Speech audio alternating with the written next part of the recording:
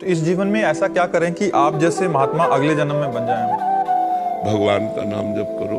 भगवान के नाम जप से है। पूर्व जन्म में हम कहीं ना कहीं भजन करने वाले ही थे, तभी हमें बचपन से भजन मार्ग में लगा दिया गया। 13 वर्ष की अवस्था थी।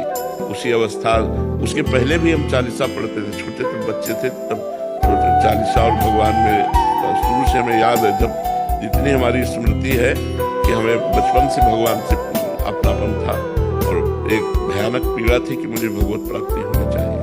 तो पूर्व का भजन था, तभी तो ऐसा था। हमें किसी ने सिखाया नहीं है कि सत्संग मिला हो, सत्संग के बाद हमें ज्ञान हुआ हो, फिर हम बाबा जी बने हो, ऐसा नहीं। हमें आकर्षित किया गया। मतलब पूर्व जन्म का भजन ही हमको भगवान के मार्ग में लगाया। तो अगर हम इस जन्म में भजन करें तो इसी जन्म में भगवत प्राप्ति हो जाएगी। अगर नहीं हुई तो अगले जन्म में फिर ऐसा अवसर मिल सकता है। ऐसा तो इस जीवन में ऐसा क्या करें कि आप जैसे महात्मा अगले जन्म में बन जाएं? भगवान का नाम जप करो। भगवान के नाम जप से है। पूर्व जन्म में हम कहीं ना कहीं भजन करने वाले ही थे, तभी हमें बचपन से भजन मार्ग में लगा दिया गया। 13 वर्ष की अवस्था थी।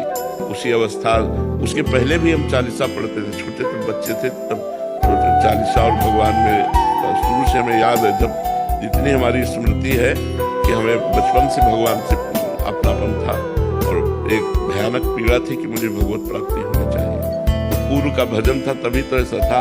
हमें किसी ने सिखाया नहीं है कि सत्संग मिला हो, सत्संग के बाद हमें ज्ञान हुआ हो, फिर हम बाबा जी बने हो, ऐसा नहीं।